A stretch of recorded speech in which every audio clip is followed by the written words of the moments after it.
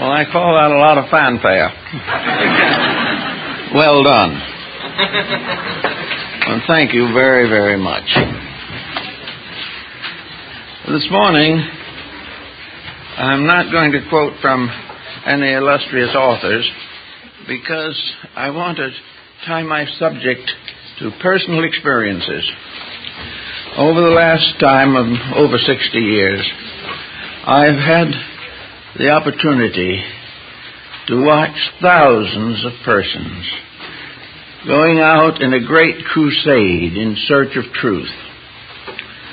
They almost remind me a little of the medieval crusades, in which persons in every walk of life, every degree of intelligence, set out on that great pilgrimage from Europe to Jerusalem. Many got only a short distance and gave up. Others kept on to die in the desert. Still others fought their way through the ranks of the Saracen and either died there or gradually returned to their own lands. A fraction came back. They were all seeking the holy city, the city of their faith. And in spite of every effort for centuries, Christendom was never able to recapture that city.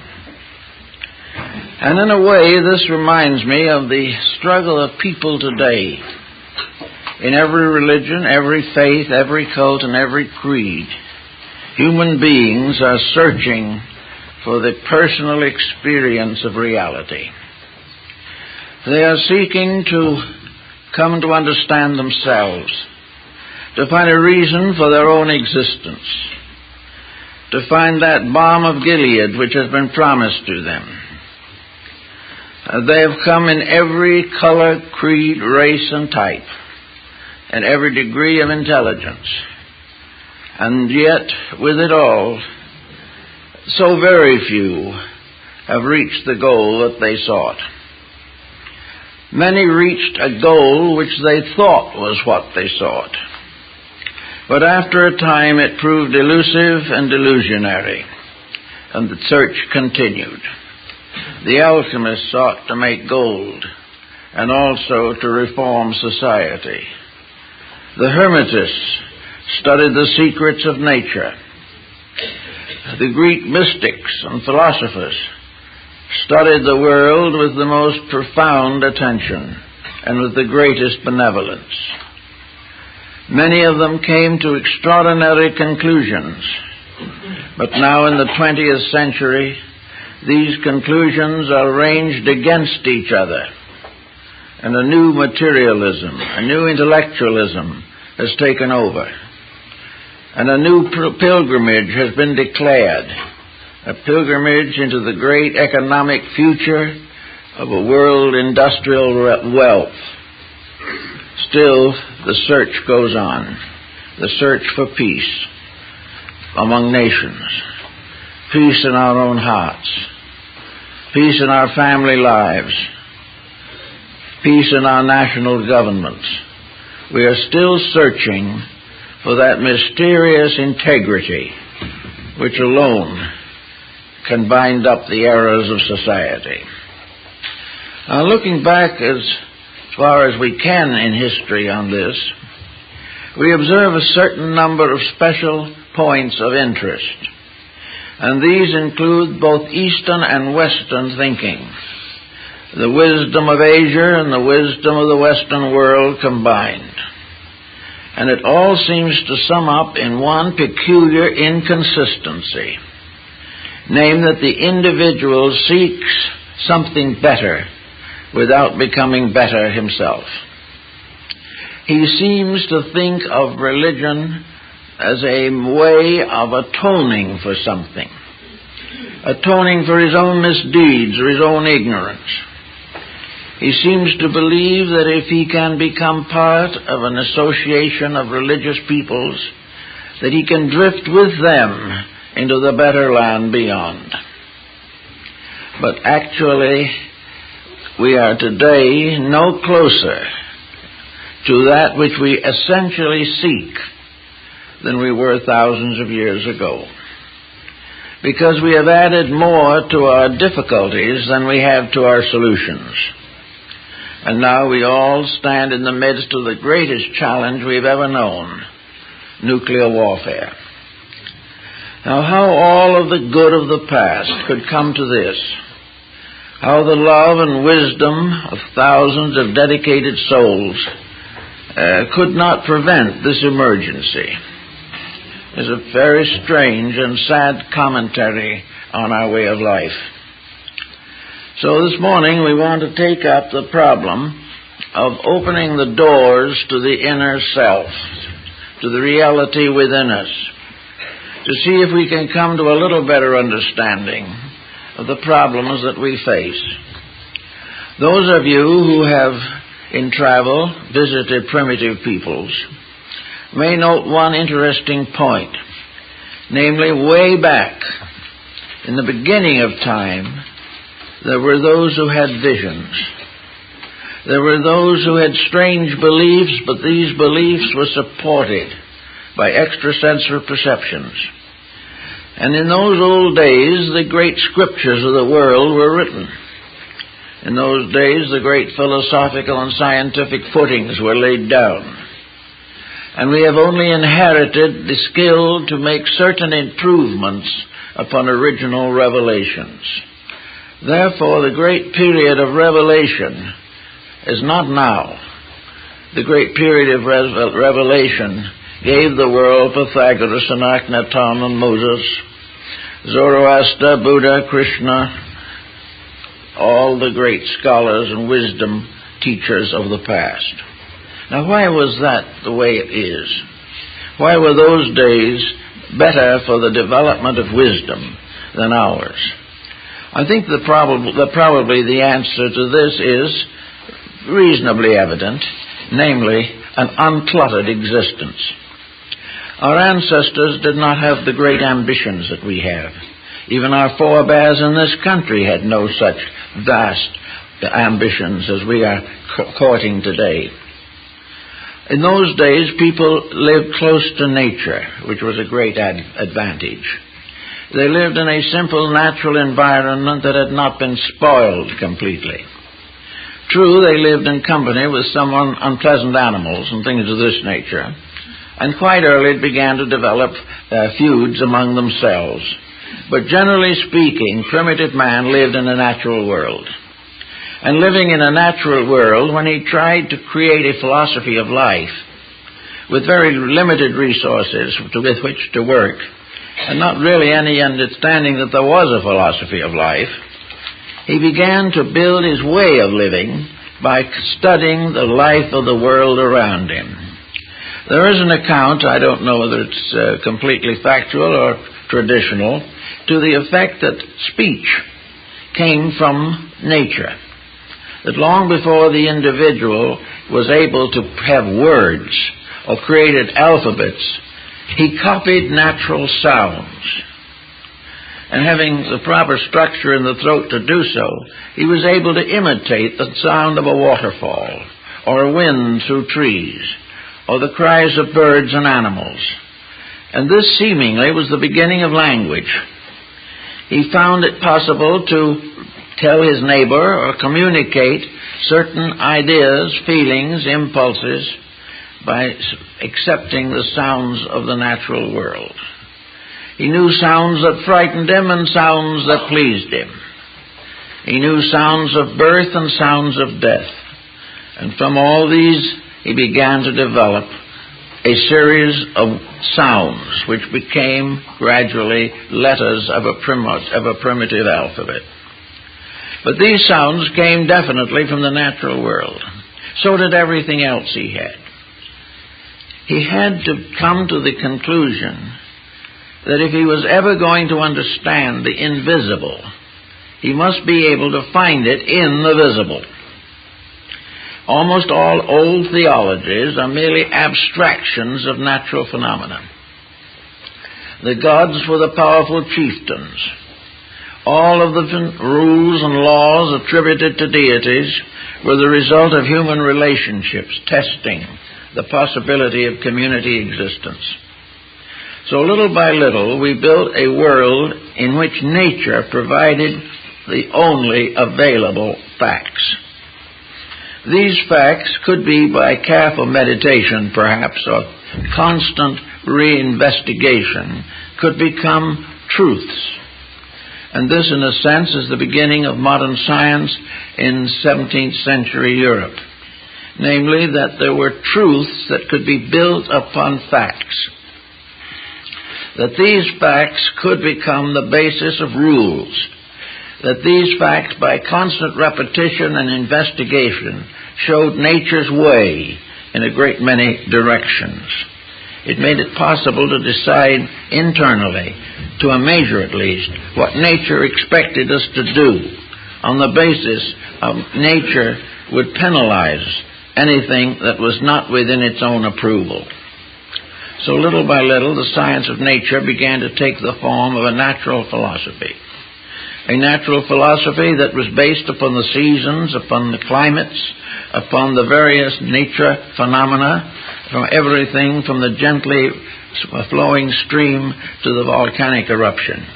All these things had to be fitted into something supported by facts.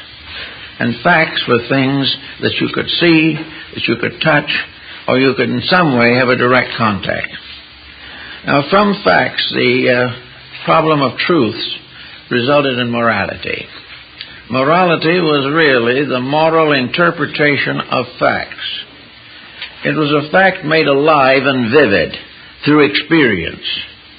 The individual taking the fact and working with it discovered finally that it had within itself a meaning, a moral value, that it produced good consequences, that it advanced causes, whereas error nearly always destroyed. So little by little, the truth factor came in. And after a long time with truth, the mind and consciousness began to ascend to a higher level, and this was reality. Reality is, in a sense, the higher octave of truth. It is something that is gradually built into our understanding as a complicated network of truths, working together, and through their interaction producing what we call reality. Reality is the final proof of the truth of a fact. And on this basis, we have built most of the learning that we know today. Now, it also follows that from the beginning of time, individuals, in a mysterious way, began to question themselves. The caveman probably was among the first to ask why he was created in the first place. The answer has not yet been found. Most people haven't the slightest idea where they're here. They have no idea where they came from, except biologically, and nowhere near anymore from where they're going, except in terms of the mortuary. All of the rest is a noble internal reaction to something. The individual was not willing to accept the fact alone. He had to build it into a moral value which became his truth, and he finally had to accept it and live it and grow because of it, and that way contact reality. So we're going to now question how the people of today or of long ago continued their search for reality. And what did they use to open the doors between the visible and the invisible? How did they expect to attain a concrete, visual, audible reality? Well, in the earliest days that we know of, there were in all tribes and nations certain mystics. And these mystics were persons who were given to strange dreams, visions, curious experiences, which did not limit their consciousness entirely to the common world. Somewhere along the line, dreams became a part of man's structure of searching. A dream had certain technical advantages. It could be described. It could also be experienced. and it could be, in a sense, fitted into the social pattern. A dream might, therefore, pertain to a world or vision or place beyond this life. A vision could be an experience of that which is beyond, a conscious contemplation. Now, of course, for a long time, dreams were considered as symbolic of mystical values. Dreams were the basis of healing in ancient Greece. Dreams were the basis of social growth among the American Indians. Dreams were always something a little beyond, a little intangible, but sufficiently substantial to be recalled, to be remembered, and to be shared with other people. Now, dreams also gave another proportion to consciousness. Dreams often were centered in some other place than the one that we are familiarly acquainted with. While we lived in our comparative modest dwellings, we had dreams of temples and palaces and shrines and great mountains, hierarchies of celestial beings, and all the mysterious mechanism of Dante's Divine Comedy. All of these things could be experienced, and we might add, to be practical, they were perhaps best experienced after reading Dante's Divine Comedy, because that type of reading placed certain attitudes or ideas in the subconscious of the human being. And gradually, as intellectualism increased and improved, the individual not only began to downgrade his dreams, but also to change them to meet the changing social conditions of his times. But dreams were a sleep phenomenon that has played a part in man's evolution from the very earliest time. Now, there have always been natural mystics. These natural mystics were not necessarily psychics. They had experiences, but these experiences were inward revelations. The true mystic was not telling his neighbor what was going to happen to him. The true mystic was exploring a realm or a vista far greater than the material world in which he lived. Perhaps among the great mystics we should mention Johann Tauler, Jacob Boehme, and Emanuel Swedenborg.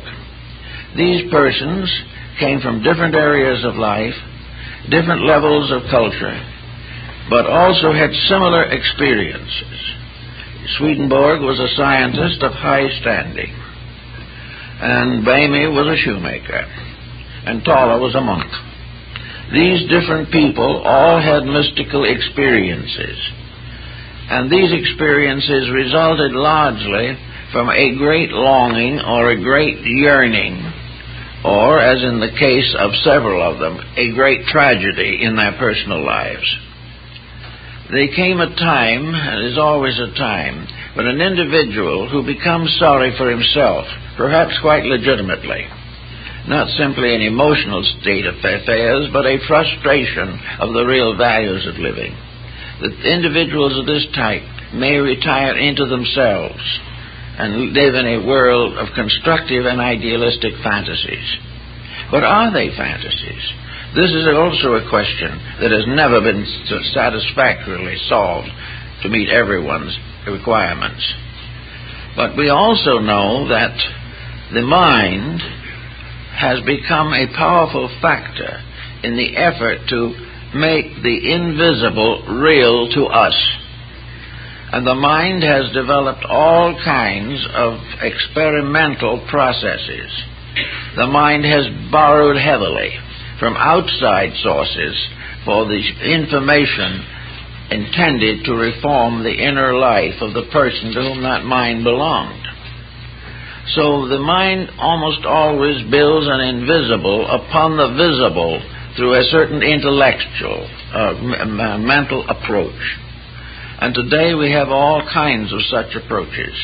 They are found in practically every religious system of the world, and they are opposed by every agnostic system. They have become the basis of moral philosophy and have also resulted, unfortunately, in the rise of a great many competitive institutions. But the mind becoming more and more enmeshed in the obvious or the external and the external becoming less and less soundly founded, so that it is based today very heavily upon mistakes and misfortunes. The mind becomes a dangerous instrument. Now, the mind was not such a dangerous instrument long ago, when society was a comparatively simple structure. Probably, really, the mind's domination of the situation began with the dawn of ambition. And when ambition reached a certain degree where it was willing to accomplish its end by destructive means, then ambition became a mental liability. And we have several such liabilities today, in which the mind is really no longer capable of direct thinking. It is no longer capable of truth-seeking in the real sense of the word.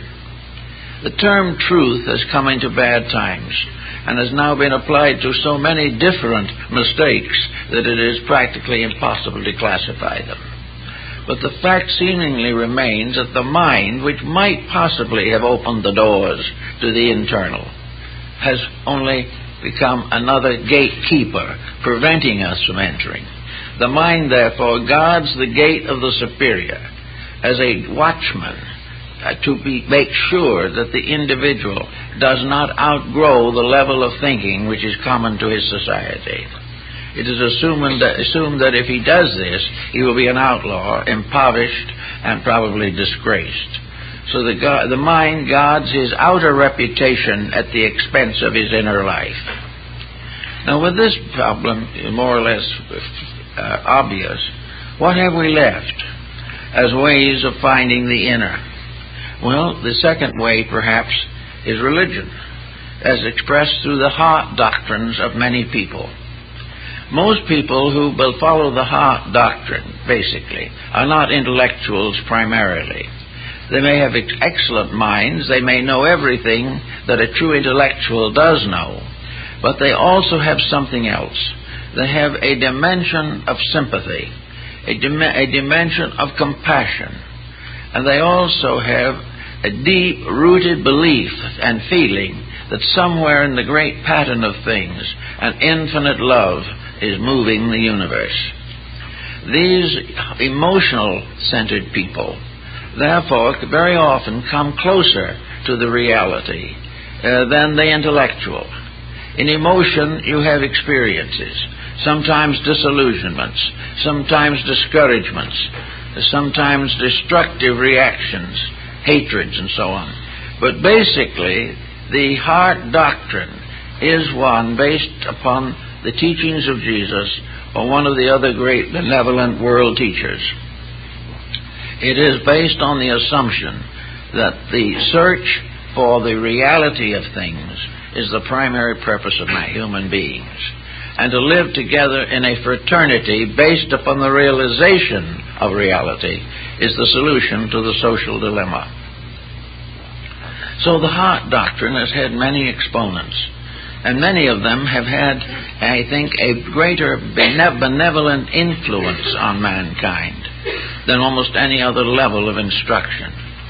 The person who is in friendship and in love and affection some way seems to live on, and live on in the virtues and achievements of himself through his descendants. It is therefore a very important point to make sure that we realize the tremendous significance of religious affections. But now comes the rub. The religious reflections run into controversy. The individual wishing to be a devout person may find that devotion today is strangely altered, that the simple affair of doing good, of being kind, of being unselfish, these things are no longer really available in terms of affection. The individual has been cheated too often, he has been imposed upon, and he has also developed ulterior motives within himself that are so powerful that he is really incapable of a pure emotion. He cannot prevent his emotions by being colored, or he cannot reconcile the inconsistency between a noble emotion and an ignoble action. So both exist together in the same person, and this conflict results in a loss of man's affection as a means of liberation. Now, another type of thing, we go down to a lower problem again, but one that's very distinctive, and that is social relationships. The humanitarian, the individual who lives to help the underprivileged, the benevolent person, the person who devotes his life to the service of mankind in one kind of way or another, the devout physician, the devout attorney, the devout industrialist, the individual who basically is unselfish, becomes a servant to physical needs of human beings and also becomes an inspiration to their internal requirements. These all constitute a level of virtue in which the person becomes virtuous through service. And service is, of course, in fact, and in vision and in substance, the noblest expression of man's inner life. But the inner life itself must still be considered. We must try to find out what happens to help the individual to have an inward experience that is great enough to dominate his mental, emotional, and physical attributes, and in that way give him back to the leadership of the best of himself. Plato said that a country is best ruled when the best persons rule. The human being is best governed when the best part of himself leads. Now, some think the mind is the best part, others the emotions, some the physical body itself with its resources. But all of these finally come under the leadership of that which dwells within the body, within the emotions, behind the mind. What is this basis of reality? How are we going to reach it? How are we going to challenge it to come out of its strange aloofness so that it can become available to the person? One thing we find out immediately is that this search has to be personal. There is no possibility of communicating this reality in ways necessary to solve the problem of the individual, except that it be given to the individual with his particular problem. So we have to try to find out how to reach the opening of the inner life so that something superior to mind can become the ruler of mind, and use the mind, the emotions, and the body as an instrument for the fulfillment of a sacred purpose. This we have to try to discover in one way or another. We begin with it, and we begin to see that in ancient times there were various doctrines that were developed very largely for the purpose of bringing the individual into contact with his own higher nature. That there were teachings that taught him to rise above even the highest aspects of his own mind into an immediate and intimate experience of reality. This became a very deep and important problem, particularly with the Neoplatonists and with the Buddhists and several other groups, that the quest for the way to become enlightened. Enlightenment being, in this case, the light of the inner shining upon the outer. It was not the individual holding a candle up before his own mind. It had to be something else. The light had to be something that came from above and not through him as a person. It had to be a blessing, a benediction, a baptism of the Spirit. And he had to try to find if there was any way in the world in which it could happen to him. And most of those who have achieved greatly believe that it could happen. And those whose recorded remarks and opinions on the subject have descended to us, while they do not tell us the way they developed, and maybe gave us a clue to what we could do in our own time and in our own way. One of the first things that we are told in ancient scriptures is the simple line, "Be still and know that I am God." Now, I think perhaps this is one of the most important statements in connection with man's religious life. The problem of trying to be still.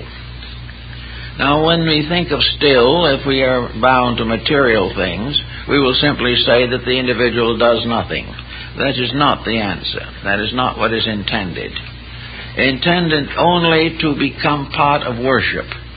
When the individual seeks the ordinary, he can read a school book or attend a class.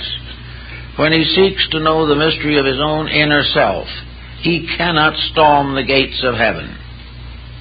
If he tries to get into the sheepfold, which was the old name for religion, by any way except the proper gate, he is then a thief and a robber. Therefore, the ethics, the morality, the integrities involved have to be kept in mind at all times. To be still to the mystic means to be free from the involvements of mind and emotion, and free also from various physical symptomologies that may arise, in order that he will permit that which is truly the over-self to be heard. The still voice, the small voice, comes to the individual who stops talking long enough to hear it. And that is very rare, even in religion. The problem always is that we are trying desperately to decide for ourselves on mental, emotional, and physical levels those problems and decisions which can come only from something superior to what we now use. We have to some way break into that mysterious realm that has been called intuition or the extrasensory band. Now, we have to be careful even of this, because the extrasensory band has now become locked in the intellectual pattern. The extrasensory perception now is merely to explore scientifically those parts of the universe which might be usable here, but which we are not aware of at the present time. Therefore, extrasensory perception may be completely selfish, may be intended to advance destruction, may be engaged in order to find new weapons and new ways of avoiding truth. These things can come from the wrong understanding of what is intended by the concept of be still and know. To be still now, for us, in this particular world in which we now live, it seems to me, is to cease doing that which is not necessary, not right, and not good. The individual must choose sometime to clearly face the fact that he cannot be right if he continues to act wrong. That there is a relationship between conduct and consciousness. There is a relationship between our material personality and that mysterious locked over self which we are seeking to understand. Therefore, it is very necessary to be still in the sense of recovering from all of those intemperances of attitudes by means of which the normal growth of the consciousness is delayed or disposed of entirely. Therefore, if we want to really understand this, we have to begin the process of ironing out ourselves, to get rid of those things which interfere with the natural mistakes of life. I mentioned that one day to a man who came to me, that if he stopped all these various attitudes that he had, he'd be better off. And he seemed quite unhappy and a little indignant. Well, he said, if I stop thinking about all these mistakes, I'll have nothing at all to think about. Well, that probably is true. But it is possible to imagine that there might be some things to think about that are not mistakes, if we give any ground for such thinking. If we are willing to gradually iron out the impulses and intemperances with which we have burdened ourselves for thousands of years and brought with us in any sequence of rebirths that happens to us. Supposing we say that the individual who wants to get better is trying to grow because the present condition has become intolerable. The person is not satisfied as he is. He is not satisfied in what he has been, but he does not know how to carry himself into the future without dragging this rubble with him. Tomorrow is just another day in which to worry about the problems of yesterday. This whole problem of the continuity of a compound attitude has to be broken up in some way. The person has to be able to be quiet without unhappy thoughts coming. He must be able to be relaxed and think without thinking destructively, critically, or in some way detrimental to all concerned. And if his thinking is so bad he can't stand it, he has got to learn to get over the instinct to take a drink or something and forget himself. The individual trying to forget himself is really telling us he's trying to forget a personality that is impossible. And there is no way of getting away with it except by outgrowing it. Now, some have undoubtedly have been able to drink themselves to death, and hope that by this means that they have accomplished everything that was necessary. While these people belong in believe in the kind of life that we are generally living, they will feel they have got release. But to the deeper thinker, they have solved nothing and have escaped nothing. So that the problem becomes again, cure it now rather than face it later. So in the problem of getting started on this inner search, we have to try to find out that nature, in its own way, our natural compound, is essentially cooperative. The body, with all its natural functions, is really a pretty good creature, considering everything. It has laws and rules which, if we keep them, it will keep us as long as possible. It also has rules that we cannot break. And the moment we begin to reject our responsibility to the body, we're in trouble. We get so interested in what we're doing mentally and emotionally that we wreck the body. And because we have wrecked the body in accomplishing a large personal fortune, we then feel that the wreckage was worthwhile, but it isn't. Actually, therefore, the first laws that man faces are obvious to himself. He faces them in his daily living, but he has learned to carefully ignore the findings. He also has developed a new escape which our ancestors really didn't have, namely that if he couldn't get out of the trouble himself, he could hire someone else to get out of it for him. But it's just as difficult to have another person solve your problems as to have another person eat your food and you be nourished by it.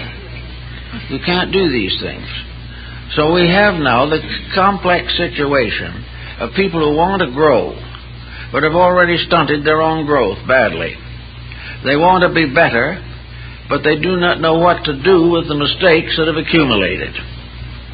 I think the old mystics had the perfect answer for it. They simply said, "Be quiet and know that I am God."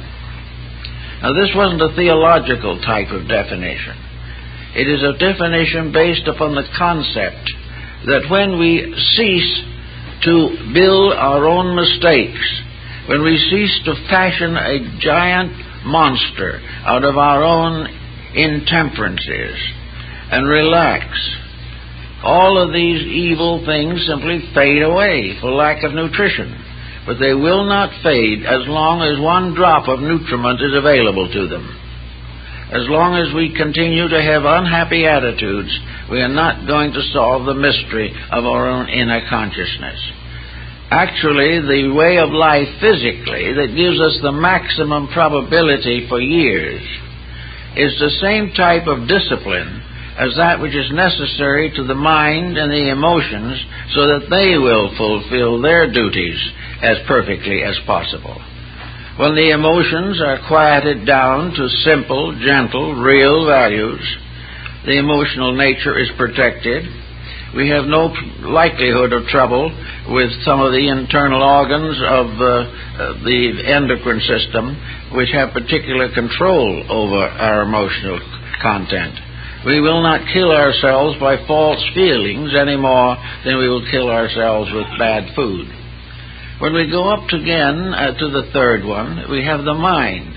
If the mind is used as it was intended to be used, and that is for the common good, for the advancement of everything that is real and valuable in life, if the mind could be released from the terrific pressure of self-interest, if it could get away from all its scheming on how to defeat a brother, and rather simply, quietly work out how to help him, all things would be much better in the mental world. There would be much less mental breakdown, and we would not be suffering from too many cases of senility. It is the misuse of the mind that gradually changes life into a dismal dwelling for the individual. So in each of these levels, there is a natural law. Each of these creatures has its rights and privileges. Each level of ourselves has its inalienable needs and corrections. They're all here if we want to use them. Now, a lot of people have been perfectly willing to support religions industriously. They have been willing to make pilgrimage. They have been willing to do all kinds of penances to remove some guilt mechanisms within themselves. And at the same time, even though they live a pretty fair life, this great experience of projection into something higher has not occurred to them. And largely, it's a result of not being able to quiet the separate levels of our consciousness on their own levels, and then quiet the relationships of them to each other. In other words, if the mind and emotions are locked in conflict, they're in trouble. Wherever there is conflict, there is a kind of destruction. There is a false motion. Wherever there is an obstruction, there is a decay of values, a disintegration, an infection, in which something becomes sick. All selfishness is sickness, no matter what you want to call it. All jealousy is sickness. These things are just exactly as serious as sicknesses as are the ordinary physical ailments which we may or may not be able to cure. This problem, therefore, is to get rid of the sickness arising from the misuse of powers, faculties, and principles within ourselves. Unless we're able to do this, we're going to stay right in trouble just the way we are. But the worst part of it is, we may be a good church member while we're in this problem. It has never occurred to us that religion demanded anything more of us than allegiance. It was like a parent who demanded that the child obey, but did not necessarily contribute to any enlightenment in the purposes of obedience. The religious association which washes away sins with baptismal water has not gotten to the point where it realizes, or bad people realize, that they have got to wash their own sins away all too often with their own tears. So there is time to get at some of these values directly. If the person wants to be born again in the theological sense of the word, it isn't that he simply accepts a religion. To be born again means to not make the same mistakes again. It means to clear the slate. A new birth means to start out with a fresh, clean, honest mind, without carrying anything from the past that was destructive or against the Ten Commandments or against the Sermon on the Mount. Everything that is detrimental must be left aside. It must not be carried forward. Yet the individual may be born again and still be in some business which is highly competitive, or in a family relationship in which tyranny dominates, or children are neglected, or the older members of the family are ignored. All of these things are not assumed to interfere with being born again. But to be born again with them is to be just the same as you were before. instead of a new birth, it's just a new name for the same old things that you always problemed. Now, out of this, there's something more, though, than just keeping the moralities straight. It is part of this business of being quiet. Every agitation, every intensity of negative attitude is dangerous to the inner life of the person.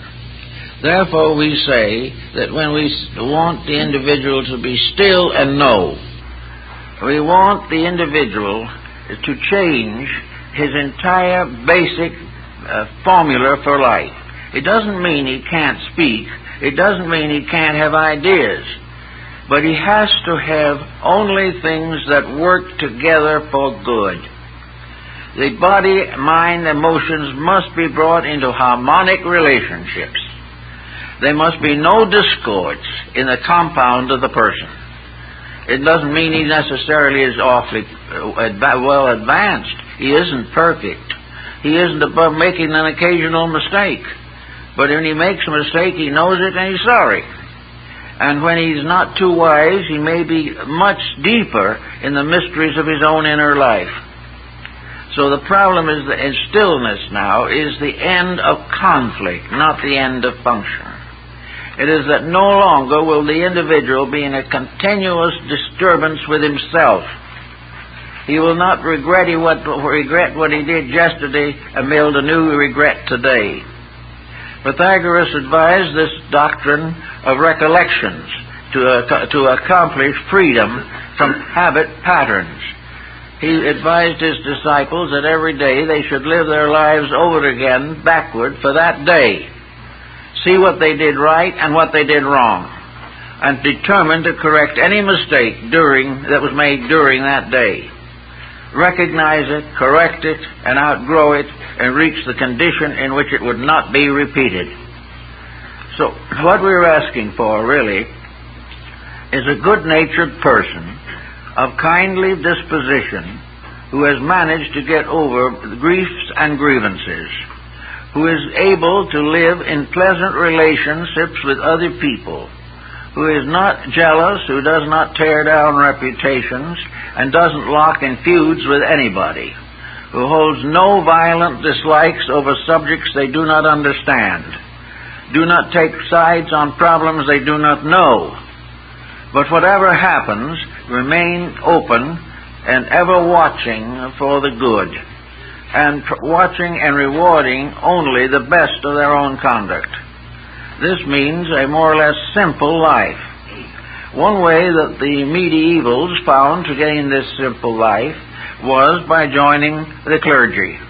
They became monks, lived in monasteries, worked in gardens, spent most of their time in prayer and meditation. But this didn't work quite well either, for in this case, the isolation was the individual arming himself against himself. He was determined to destroy the opportunities to make mistakes and gain virtue in that way. It's not done that way.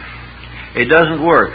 The individual does not recover from his mistakes because he locks himself away from temptation. Because temptation is still there, and all kinds of internal pressures affect him and afflict him even while he is in a monastic existence.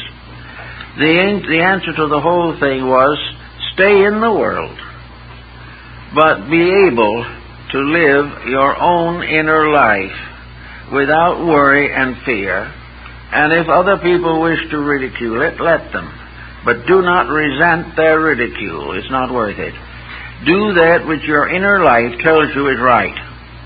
And in order to do that, you have to get a message. Now, messages coming from the inner life are often mistaken. Very often what we consider to be a vision is merely a way of supporting our own personal attitudes. When visions begin to support our right to be wrong, we have a good reason to question the visions. Visions can be nothing but nightmares. They can be nothing but psychological expressions of our own defects. they can reveal to a clinical trained psychiatrist or psychologist just what is wrong with our dispositions and why we're in trouble. This type of vision or dream is of no basic value except as a warning. And the individual does not need to have an elaborate analysis of this. For if he has pressures, he will have dreams. And most of the dreams will be related to his pressures, either justifying them or trying to help him to fulfill the things that have created the pressures. So we don't go on that level. But if there are no pressures, if there are no intensities, if the individual is living a very quiet, reasonable, and natural life, perhaps he'll be a little like Jacob Boehme, the great German mystic. He was raised and educated as a shoemaker. He was an apprentice shoemaker. Finally, we got his papers and became a master shoemaker and lived in the little town of Görlitz all his life. He was married and had children. He attended the Lutheran Church, and he was a very simple person with only the education possible from a local school, which probably taught him only enough to read the Bible. So this man quietly, peacefully made a strange compact with himself. He resolved to live as best he could in his simple way, the best he knew. And he was a very quiet man and a very charitable man. And when the Lutheran Communion turned against him very bitter, he never for one moment showed the slightest resentment. While they were denouncing him in the church, he was sitting in his pew and listening to it. He was unwilling to even pick a quarrel with the men who were accusing him of heresy. Fortunately, at that time, the Inquisition was not in control in Germany, so all they could do was downgrade him. But actually, in this very simple family way, they say a very wonderful father, a faithful husband, a good friend, and an absolutely honest craftsman who marked every shoe he made and guaranteed it. To this simple man came some of the most extraordinary visions recorded in history.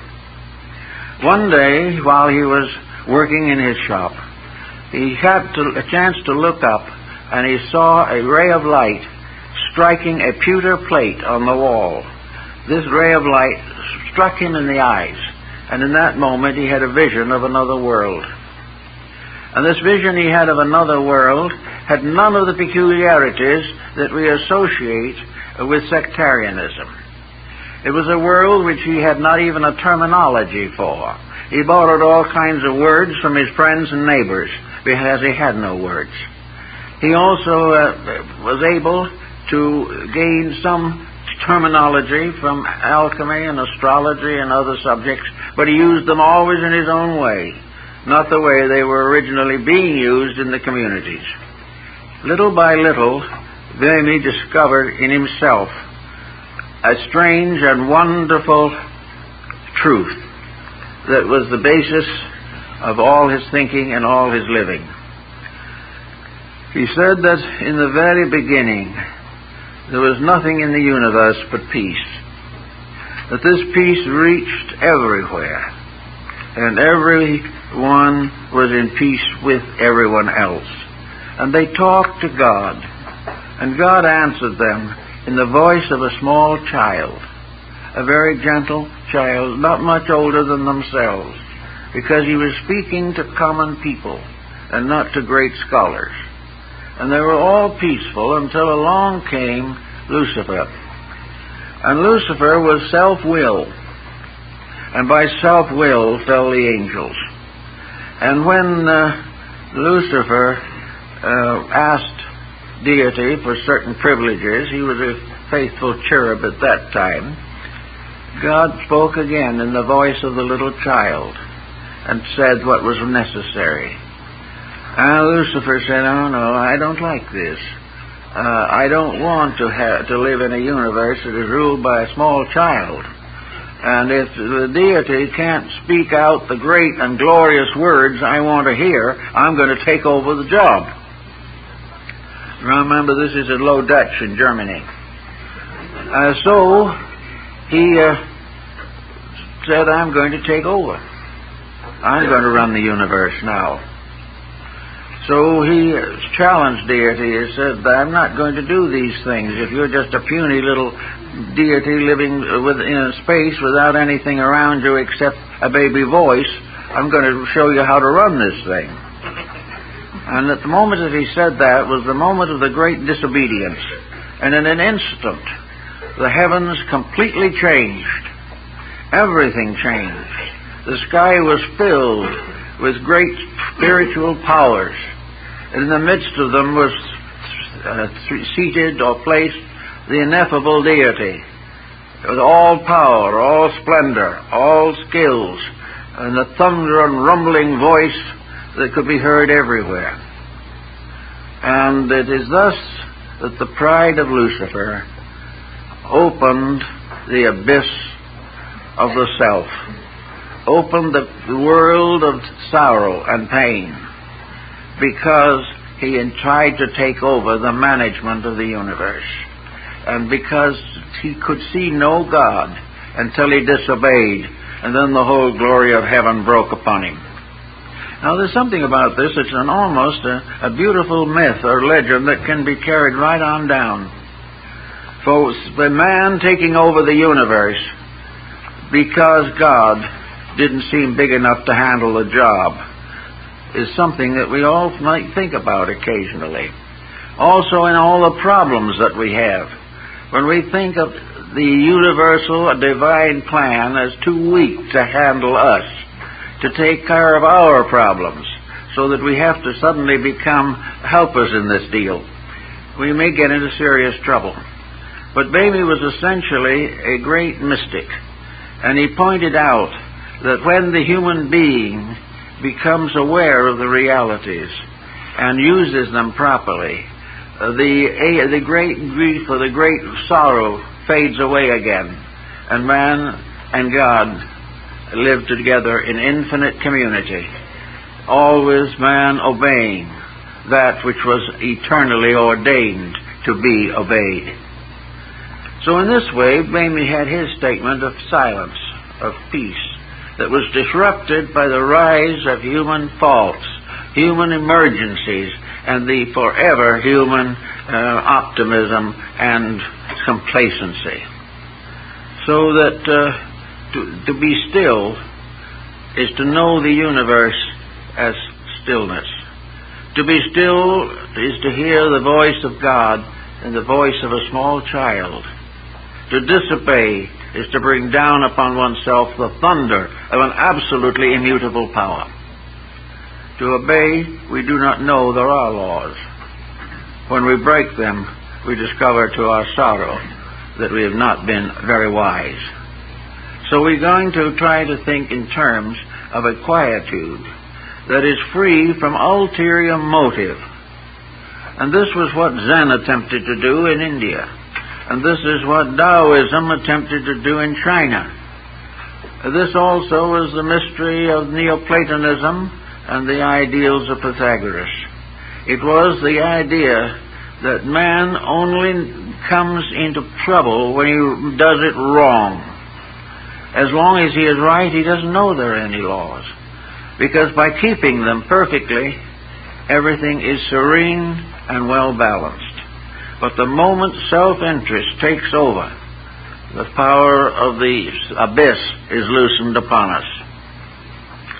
So we think now of quietude as just quietly doing the things that are right, peacefully doing the things that must be done in peace, and performing all good deeds in the name of the one sovereign good upon which we all depend, and from which we must gain all our life and resource.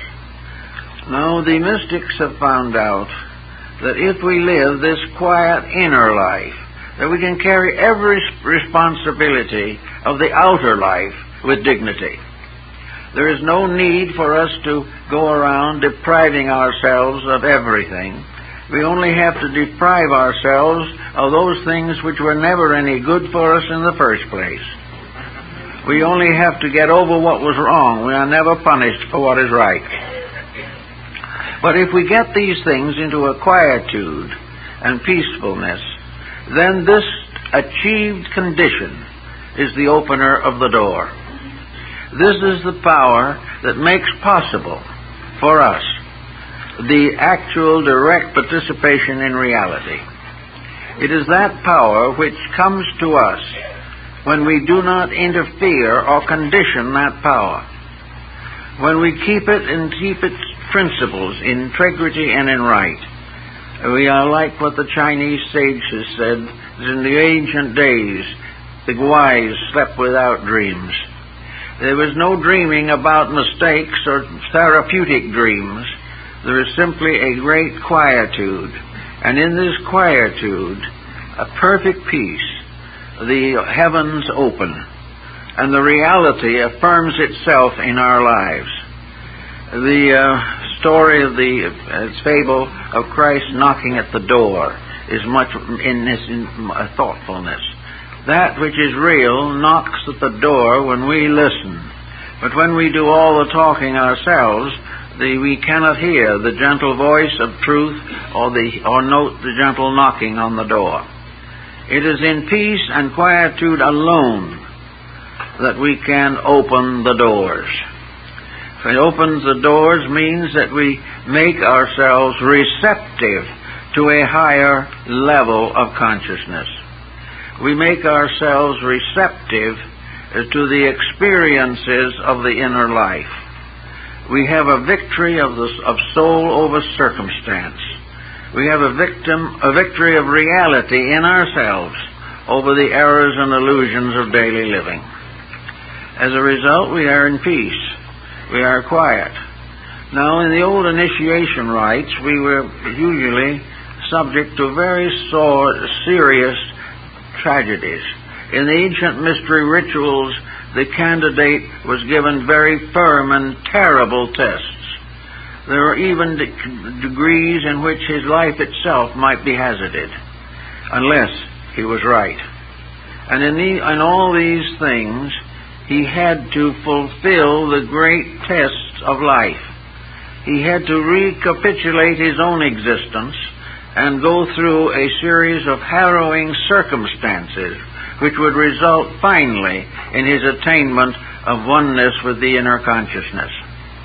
Well, maybe today we're still taking the same rituals. We don't call them rituals anymore. We call them mistakes of other people or inabilities of governors to govern, inability of the governed to govern himself. All these things we now call blames. Probably they are actually tests, experiences which will never cease until we stop making the mistakes that cause the trouble. There will never be a time when social legislation can prevent the individual from making a mistake. And we can never have perfect leadership until we have an intelligent following.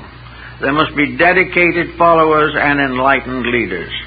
And in every case, the enlightenment means self-victory, the victory of the inner life over the outer circumstances, the outer temptations, the outer beliefs, the outer circumstances which lead to trouble. So the Buddhists and the Zen people, for instance, have a very quiet method of meditation. They sit quietly and they simply allow not a blank to set in. The idea is not to make the mind a blank. The idea is to make the mind a gentle disciple, at the kneeling or seated at the foot of the reality within. The human becomes the chela of the divine, becomes the disciple of that which must always be the leader. And various ways these revelations come to people. Sometimes they may come in an occasional dream, which is a vision, or a real spiritual experience, which is comparatively rare.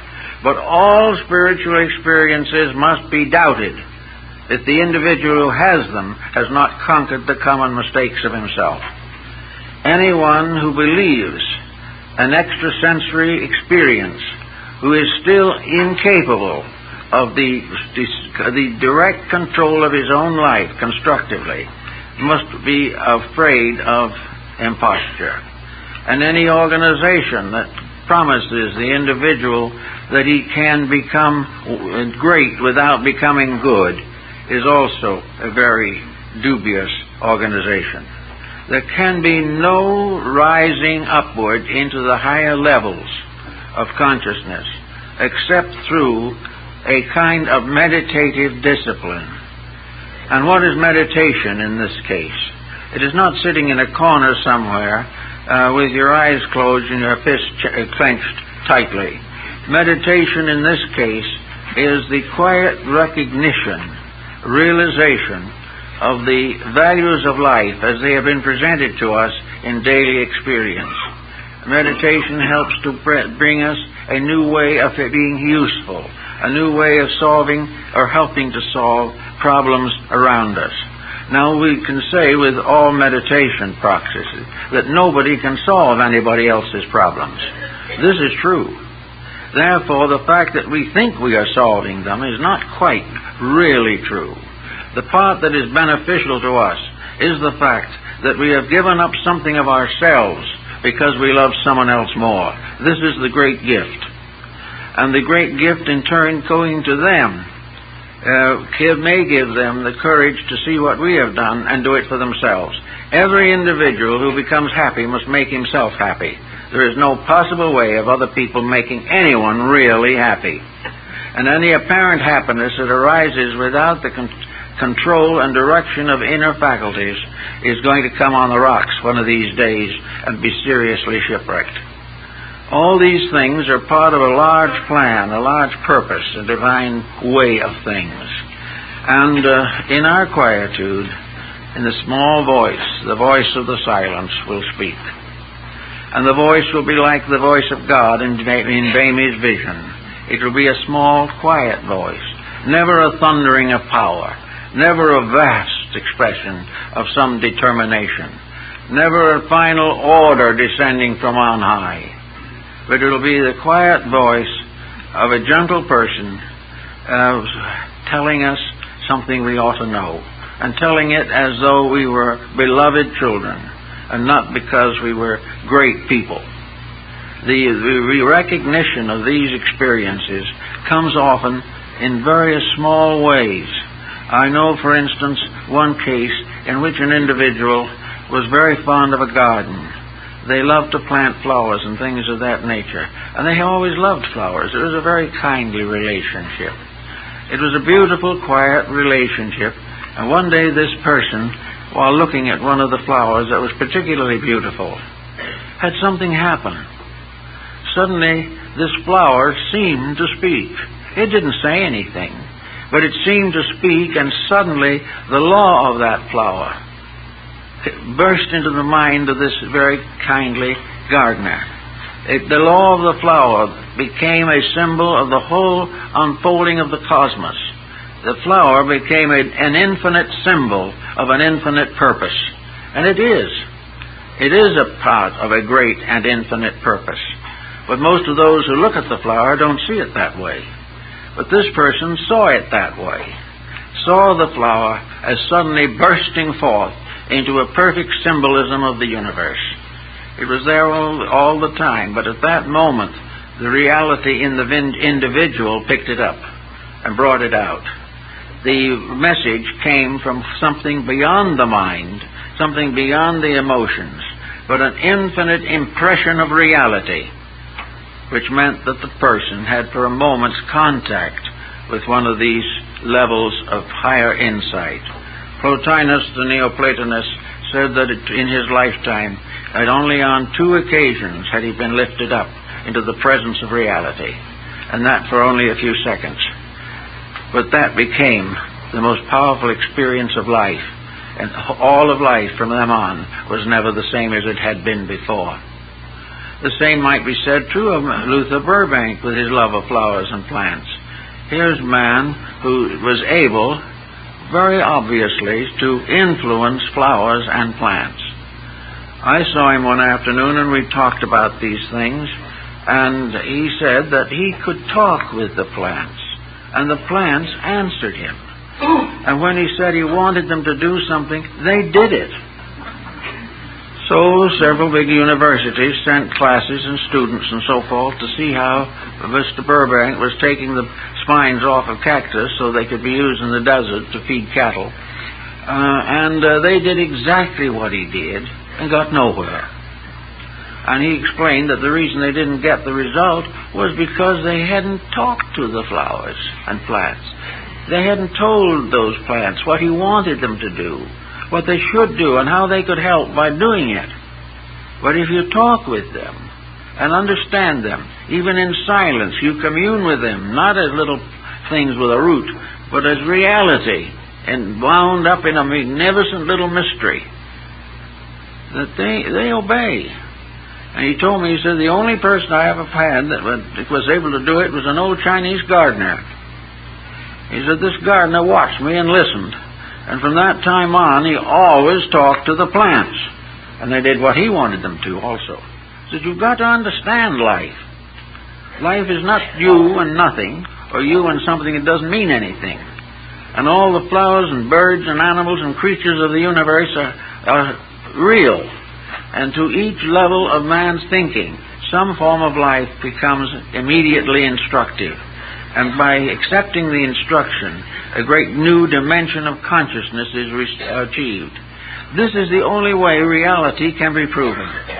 It can't be proven in laboratories. It can't be proven in anything except all of nature. The very planet and everything that is on it bears absolute and eternal witness to reality. But the reality is not obvious to the person who doesn't know what the term means, or doesn't know what the experience of it means.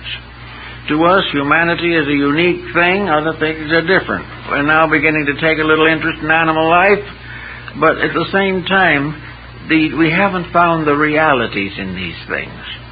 We haven't found that by looking at the most simple living thing, that we come face to face with a truth, a reality, an inevitable, which we can never influence, but which we can learn to accept and obey. So this is what really opening the door is. This is why the Indian went out and did vigil. He did vigil because he knew that the air was filled with life. He knew that everything that existed was real. Now, he couldn't come back and explain all this to his fellow tribesmen, although most of them probably were sympathetic to it. But the proof of the fact was something else.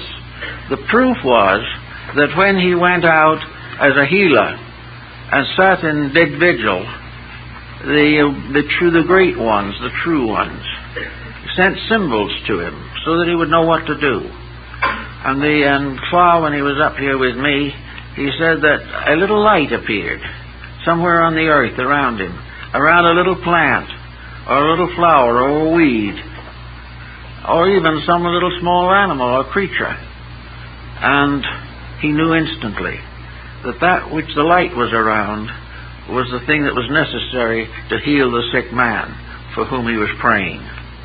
So he took this material, usually an herb, which he had never used before. He had no botanical knowledge, but he had seen in a meditation that this was it. And he took it and he made a tea with it and he gave it to the sick man. Then the reality proved itself. The man got well. That was the only reality that could be demonstrated. All the others could be, it may be a mistake, but if the man got well by a mystical experience, then that experience was real. And it's the same all the way along. We cannot get the positive demonstrations that we seek of all these things. The only thing we know is that the closer we can come to reality, the closer we come to peace, happiness, and health. And the further we get from reality, the more rapidly our problems multiply. Now, for those of us who are just, kind of going along on the way and haven't got too far, there are things we can do ourselves each day. We can begin to quiet the prominent causes of confusion. There is no meditation based upon some esoteric exercise that can ever work if the individual has not accomplished a transformation within himself. This was the highest phase of alchemy. Alchemy was to make gold out of base metals. And spiritual alchemy was to discover the eternal gold of reality in all things, which can be released and brought into manifestation by art. And art in this case is the beauty. It is the skill. It is the wonder by which we do what is right because it is right. This type of thing is something that has come down to us for a long, long time, and it will continue to come down to us until we obey it. We must find the only answer that there is, and that is the utopian answer, that the human being must live the fullness of humanity, of his own endowment. He must manifest all the manifestations of the condition of the level of life upon which he exists.